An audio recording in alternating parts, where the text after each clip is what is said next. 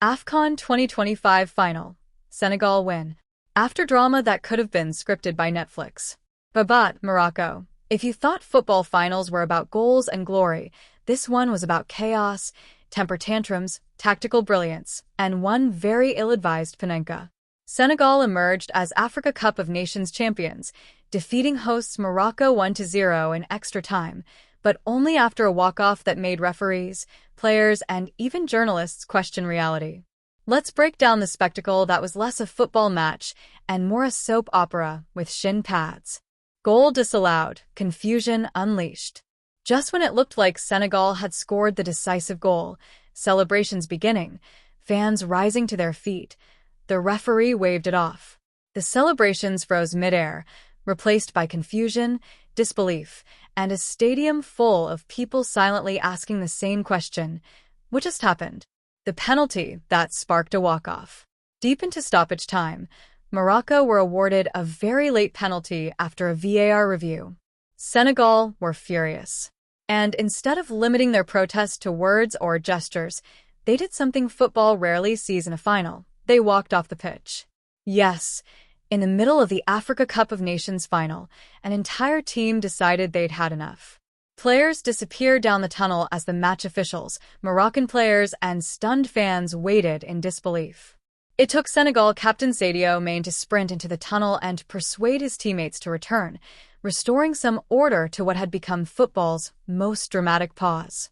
The Panenka that went horribly wrong. When play finally resumed, Morocco's Brahim Diaz stepped up to take the penalty, a moment that could have turned him into a national hero. Instead, he attempted a Panenka. The chip was weak, predictable, and almost apologetic. Senegal goalkeeper Edouard Mendy barely had to move, collecting the ball with ease.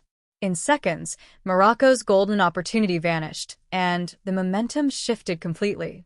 Extra time brings the decisive moment. After regulation time ended amid lingering tension, the match went into extra time. And just 4 minutes in, Senegal struck.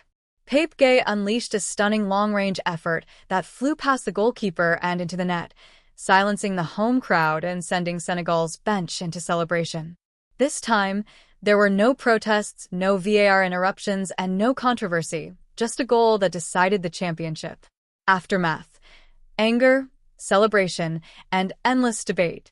Morocco's camp did not hide their frustration, with strong criticism aimed at the officiating and the chaotic flow of the match.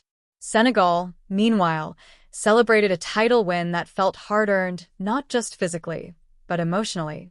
Fans across Africa and beyond immediately labeled the final one of the most dramatic in AFCON history, a match that had everything except simplicity.